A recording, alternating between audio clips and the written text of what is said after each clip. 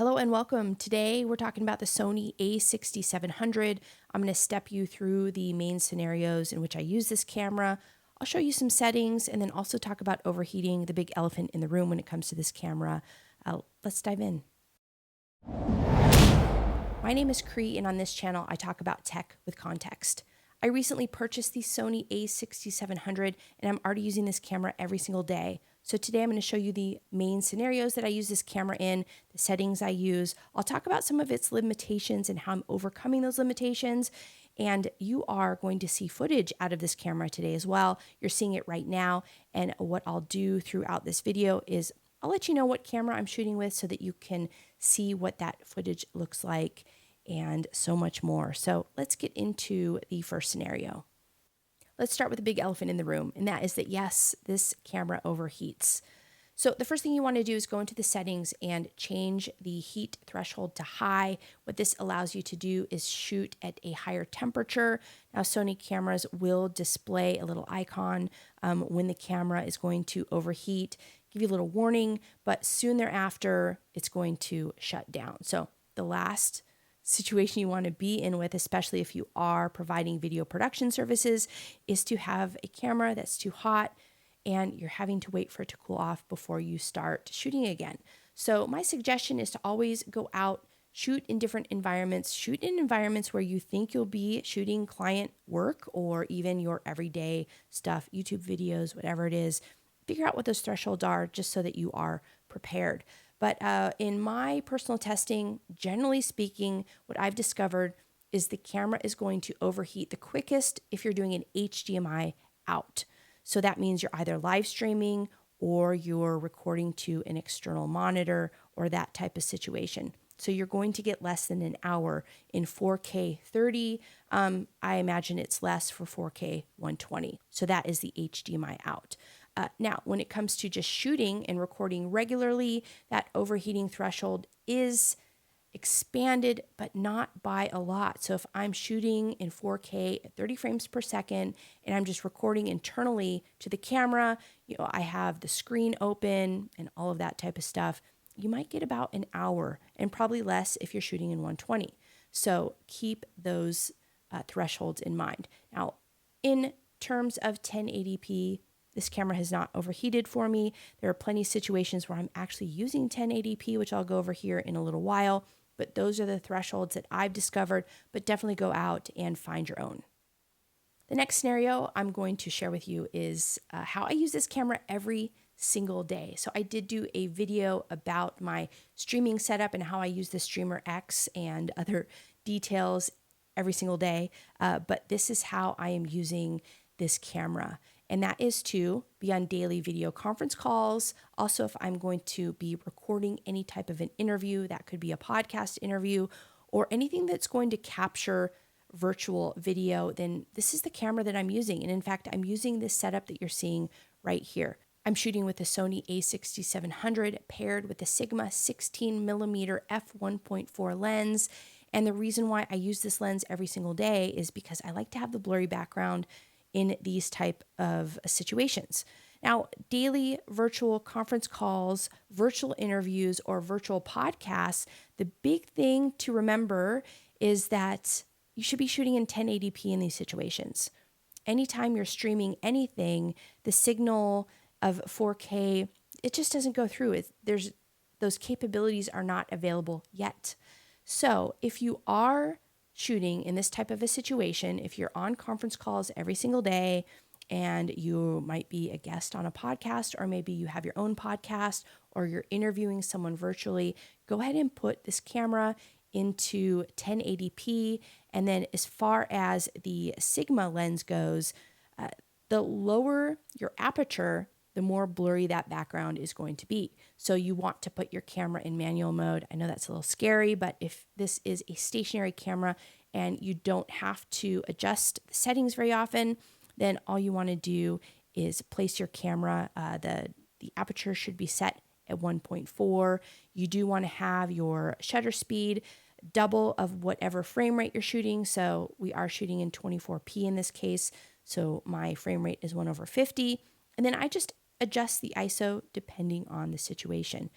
Once you have your setup complete, this is what's going to look like. You're going to have that nice little blurry background. You are streaming in 1080p and or recording in 1080p. You don't have to worry about overheating issues, and you're all set to go. The other scenario I use this camera in, and the main reason why I purchased a camera, is to capture behind the scenes footage. So on this channel, I share how I set up and use my equipment, and this camera has built-in AI focus following functionality. So that means I can set this camera up in a corner somewhere.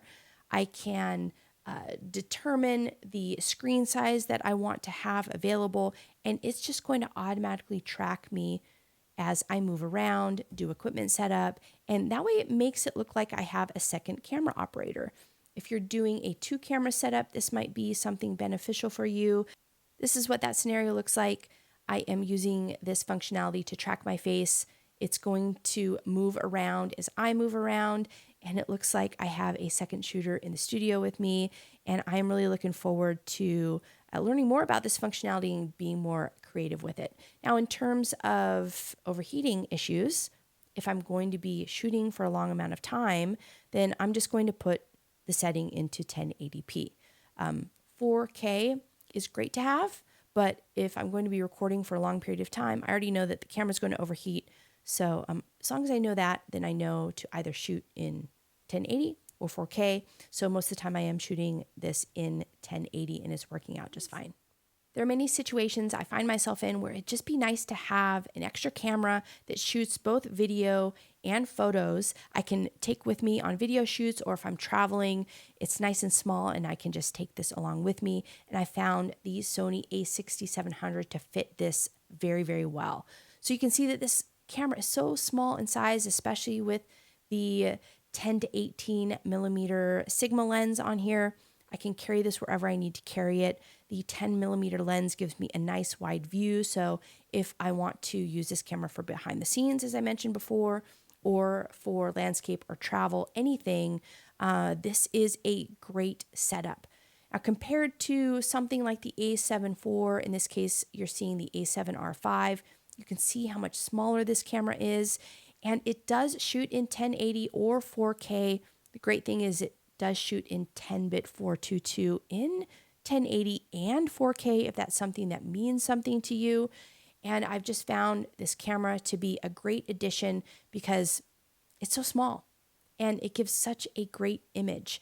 And so I'm using this camera more and more, not only to capture behind the scenes, but also if I am out and about, I can capture landscape shots, I can capture vlog type footage, and this camera is my go-to when it comes to shooting in any type of a hybrid situation.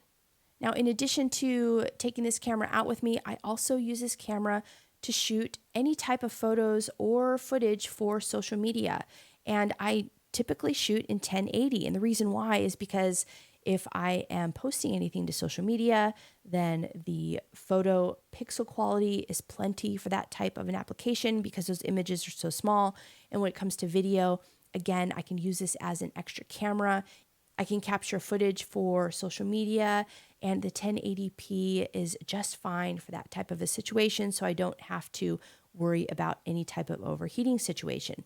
Now, the only reason why I might turn and shoot in 4K in a video situation is if I need to crop in. Like, it's such a quick setup, and I don't have a lot of time to set this camera up in a way that I can just, not crop or anything in the edit, then I'll typically use 4K. It gives me some more flexibility in the edit to zoom in or to work on or reframe the composure of that video.